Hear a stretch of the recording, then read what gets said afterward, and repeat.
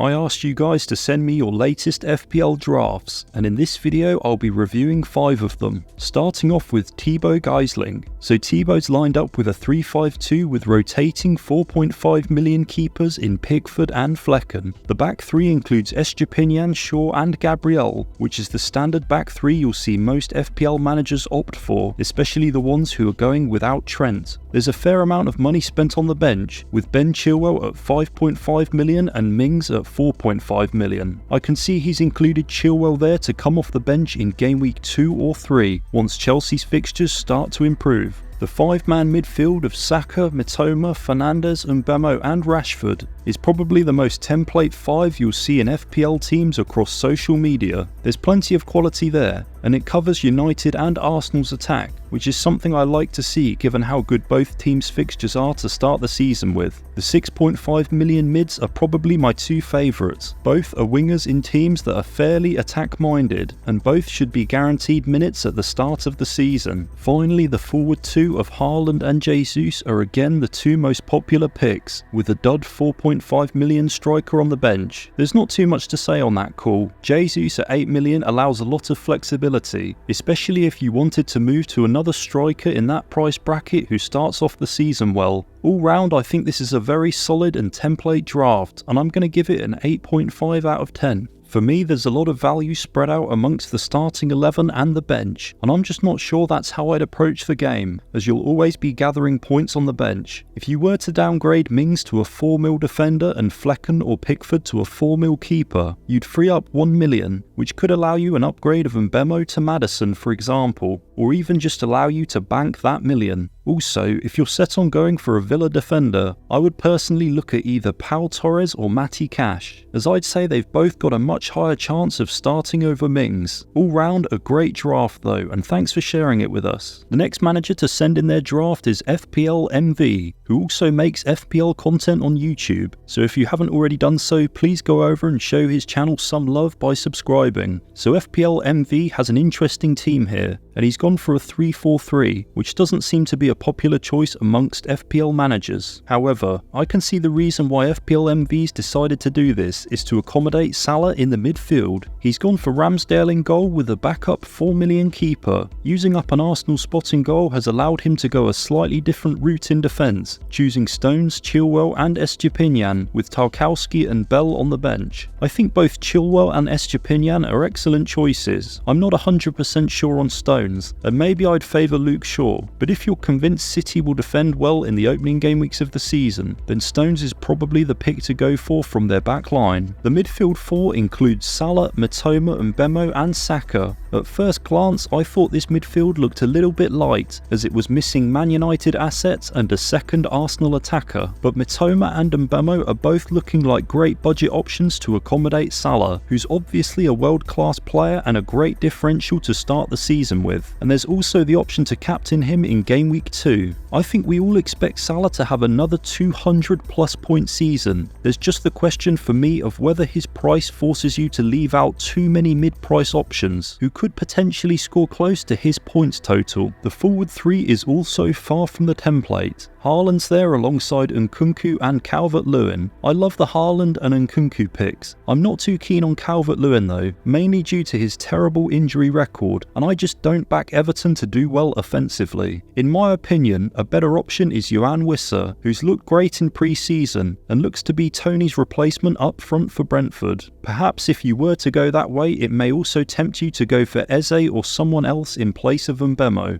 I'm going to give this draft a 7.5 out of 10. I can see what you've done including Salah in the midfield, but I personally think it harms the depth of the rest of the squad, which is a really important factor to note, especially when it comes to captaincy and only being able to give the armband to one player every week. Man United have 2 easy home fixtures in their first 3 matches, so you could find yourself behind by that point. However, if you really did want to include Salah, then you can definitely still do so with a decent team all round. With all that being said, there are definitely some great picks here, especially the defence and forward line, minus Calvert-Lewin. So the next draft comes from Care Sapila. Care's decided to go for a 3-5-2, spreading the funds evenly amongst the defence and attack. He's gone for Flecken in goal with Areola as the bench goalkeeper. Straight away I would be careful going for these two. The reason being is that both keepers aren't necessarily nailed to be either team's starting goalie for the season, and it'd be a real pain to have to use a transfer on your goalkeeper right when the season kicks off. The back line includes the template 3 of Alexander-Arnold, Estepinian and Gabriel, and I absolutely can't argue with those picks. They all look to be great options with varying levels of goal threat. Gabriel and Estepinian in particular have great fixtures to start the season with, whereas Trent faces Chelsea, Newcastle and Villa in his first 4 matches. Pedro Porro is also there on the bench, and I think he could become a fantastic option, especially between game week 3 and game week 5. Kerr's chosen an interesting set of players across the midfield. Mbemo and Rashford are pretty standard picks, but I haven't seen Foden, Eze and Odegaard in too many drafts. I would perhaps consider these players as more playmakers than goal scorers, which would put me off them slightly. However, they do have potential to start the season strongly, especially given their fixtures. I just personally tend to lean more heavily towards wingers in my midfield, players like Saka, Martinelli and Rashford. The forward line is made up of Haaland and Watkins. Watkins is a player I haven't seen in too many drafts, but I expect him to continue performing similarly to how he did towards the tail end of last season, which was very strongly. Villa have a mixed bag of fixtures to start the season with, but I think they're going to return as a very strong team, so Watkins is a great choice in my eyes. In my opinion, this is another 7.5 out of 10 team. There's plenty of decent picks. I just wonder if you've gone too differential to start the season with. If it was me, I'd change the goalie straight away to have a nailed starter. I'd probably leave the defence and forward lines as they are, but I'd also alter the midfield slightly to include either Bruno Fernandes or Saka. I like the choice of bench players, and David Moyes did mention that he'll be looking to utilise Mubama more this season, which could make him the best 4.5 million forward to go for. Definitely an interesting team, and thanks for sending it in. So the next draft sent in comes from Savio, and he's also favouring a 3-5-2 to start the season with. Like many FPL managers' drafts, Savio's gone for triple Arsenal, but interestingly he's also decided to go for triple City. I'm definitely torn on whether or not this is the best way to go. City assets have historically never been consistent FPL points returners, other than perhaps Haaland and De Bruyne, so is it a risk to go all in with them? However, they do have a fantastic fixture run to begin with, so it definitely presents an opportunity for those who are brave enough to go there. Savio's gone for a very balanced draft. He's gone for the standard 4.5 keeper in Pickford, and then Areola as the 4 million bench option. The back 3 looks decent, with Estepinian, Ruben Dias and Gabriel, with Chilwell and Bayer on the bench. I like the fact he's included Chilwell here, because after game week 1 he's got a ridiculous run of fixtures. However, which player in this team would you be happy to see sitting on your bench for the weeks you decide to start Chilwell? That would be my only concern when deciding to go down this route. The midfield in this team is really the highlight for me. I've said in plenty of pre-season videos leading up to this one that midfielders typically score the highest points in FPL across the season, so having 3 or even 4 strong options there is ideal in my eyes. This draft has done exactly that, with Saka, Fernandes, Rashford and Foden, which are 4 great players with great fixtures at the start of the campaign, and at their price points they can easily be exchanged with another mid-price midfielder who gets off to a strong start. The front 2 includes Haaland and Jesus, the template 2 who I can't really argue with. All round, I think this is the best draft I've reviewed so far today, and I'm going to give it an 8.5 out of 10. The midfield and forward lines are brilliant in my opinion. Plenty of quality players who all have great fixtures to start the season with. I don't expect to see too much from Everton this campaign, so I'm not too sure on Pickford, but he does have a decent opening set of fixtures, so I don't mind that option to begin with and then perhaps move him on the first wildcard. There is an option here to save 0.5 million by downgrading Dias to either Ake or Akanji, and that would allow you to upgrade Pickford to Onana, but that's totally dependent on who you think will get the most starts across City's back line. One other thing to note is the fact that Ellis Sims isn't available in FPL anymore, so make sure to fill that spot with another 4.5 million forward.